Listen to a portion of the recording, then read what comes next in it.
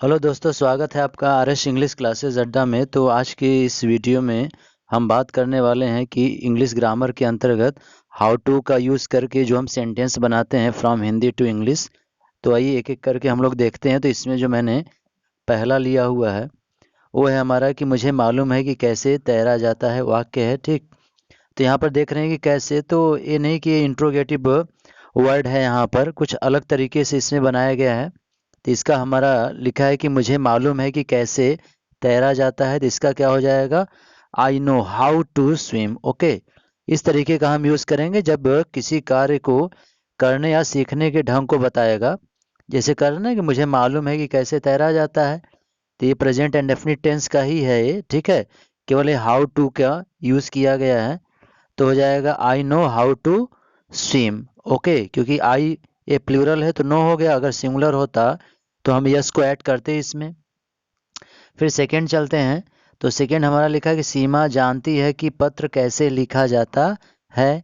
तो हो जाएगा क्या, सीमा नोज हो जाएगा यहाँ पर। Okay, how to write a letter. Okay, क्या हो जाएगा, Seema knows how to write a letter. क्योंकि हाउ टू लगेगा तो इसके बाद क्या होगा कि जो वर्ब होगा वो इन्फिनेटिव हो जाएगा, ठीक है। तीसरा इसमें लिखा हुआ है कि तुम्हें अंग्रेजी बोलना आता है। तुम्हें अंग्रेजी बोलना आता है, इसका मतलब क्या है, you know how to speak English. तुम्हें अंग्रेजी बोलना आता है तो ये क्या है, सिंपल प्रेजेंट का ही है। तो हो जाएगा you know how to speak English.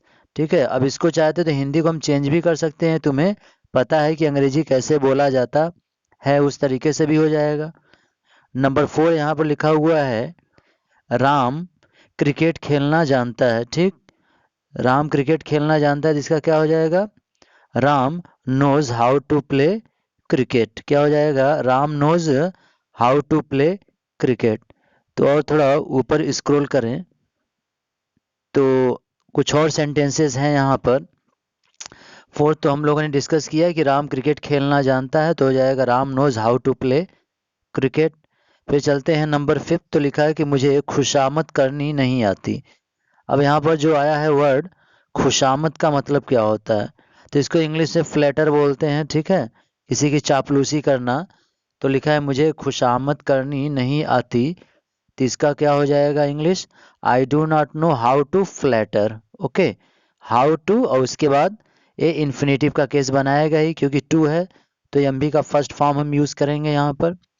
तो हो गया I do not know how to flatter. Number 6 लिखा हुआ है कि तुम्हारे भाई को अंग्रेजी लिखने नहीं आता है। तुम्हारे भाई को अंग्रेजी लिखने नहीं आता है, इसका मतलब your brother does not know how to write English. Okay, तो यहाँ पर एवरी टाइम थोड़ा सा चेंजेस पाएंगे आप, कोई ज़रूरी नहीं कि कैसे लगा ही रहे, लेकिन भाव से आप पकड़ पाएंगे क्लियर। नंबर 7 यहाँ पर थोड़ा सा और ऊपर स्क्रॉल करें तो यहाँ हमारा जो नंबर 7 लिखा हुआ है कि तुम्हारा भाई कार चलाना जानता है। ओके, बहुत ही महत्वपूर्ण ये सेंटेंसेस हैं जो भी इस वीडियो में हम डिस्कस करने वाले हैं। नंबर 7 है कि तुम्हारा भाई कार चलाना जानता है, तो क्या हो जाएगा, your brother knows how to drive a car. ठीक है, कार चलाने को, ठीक है, या कोई भी फोर व्हीलर्स है तो उसके लिए बेसिकली हम ड्राइव वर्ड का यूज करते हैं। ड्राइव जो कि वर्ब है लेकिन यहाँ पर इन्फिनेटिव का फंक्शन कर रहा है। ओके, क्योंकि यहाँ पर ये मेरा मेन वर्ब है। तो हो गया, यहाँ पर क्या हो जाएगा, your brother knows how to drive a car. फिर चले नंबर 8। तो नंबर 8 लिखा हुआ है कि मैंने तुम्हें सिखाया कि कैसे जिया जाता है। ठीक, जिया जाता है मतलब क्या, जीवन कैसे जिया जाता है, जीवन को कैसे हम जीते हैं, यही भाव बनेगा। तो ये और देखा जाए तो कह रहा है कि मैंने तुम्हें सिखाया कि कैसे जिया जाता है, यानी आई टॉट यू, सिखाया कि how to live life. Okay, यहाँ पर पास्ट मैंने तुम्हें सिखाया कि, ठीक है, I taught you how to live life. फिर चले नेक्स्ट, नंबर 9 है यहाँ पर, उसने मुझे उर्दू बोलना सिखाया। ठीक, तो क्या हो जाएगा, he taught me how to speak Urdu. Okay, क्या हो जाएगा, यहाँ पर पास्ट में है तो हो जाएगा सेकेंड फॉर्म टीज का टॉट, तो हो जाएगा he taught me how to speak Urdu. फिर चले नेक्स्ट यहाँ पर, तो अगला जो यहाँ पर है नंबर 10। ओके, नंबर 10 लिखा हुआ है कि उसने मुझे तैरना नहीं सिखाया। ठीक, क्या है? उसने मुझे तैरना नहीं सिखाया, तो इसका क्या हो जाएगा? He did not teach me how to swim. यहाँ पर लास्ट में हम ऐड करेंगे हाउ टू स्विम, यानी हाउ रहेगा एंड उसके बाद क्या होगा हमारा टू, और फिर उसके बाद एम का फर्स्ट फॉर्म हम यूज़ करेंगे। ये स्ट्रक्चर्स हैं। नंबर 11 लिखा है कि उसे तैरना आता है, तो यहाँ पर उसे का क्या हो जाएगा? ही या सी भी हम प्रोनाउन यूज़ कर सकते हैं।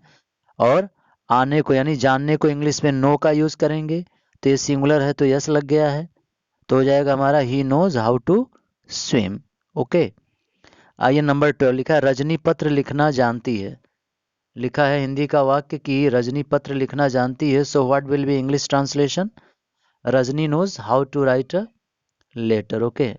नाउ चलते हैं अगले सेंटेंस की तरफ, और 3 है और हैं यहाँ पर। तो हम जो अगला देख रहे हैं यहाँ पर, तो है हमारा रजनी सॉरी अजय अजय को लिखने नहीं आता। ओके। लिखा है कि अजय को लिखने नहीं आता, तो इसका क्या हो जाएगा? Ajay did not know how to write. क्या हो जाएगा? Ajay did not know how to write. और नेक्स्ट यहाँ पर नंबर 14 है कि उसे गाना आता है, मतलब उसे गाना गाना आता है, भाव तो वही है, तो इसका क्या हो जाएगा? He knows how to sing. ठीक है, क्या हो जाएगा? He knows how to sing. और लास्ट इस वीडियो में सेंटेंस मैंने लिया हुआ है नंबर 15, और लिखा है कि वह पतंग उड़ाना जानता है। ठीक, हिंदी का वाक्य है, इसका हो जाएगा he knows how to fly a kite, कि एक पतंग कैसे उड़ाया जाता है उसे पता है, ये भाव भी बनेगा। यानी कोई ज़रूरी नहीं है कि ये जो कैसे है ये रहेगा, तभी भाव पकड़ना पड़ेगा, हाउ टू का यूज़। ठीक है।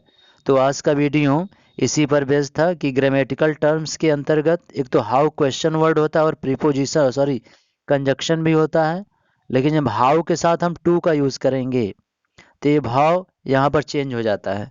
ओके। तो आई होप कि ये वीडियो आपको पसंद आया होगा। तो जो लोग भी चैनल पर नए हैं, चैनल को सब्सक्राइब करना न भूलें। So thank you for watching this video.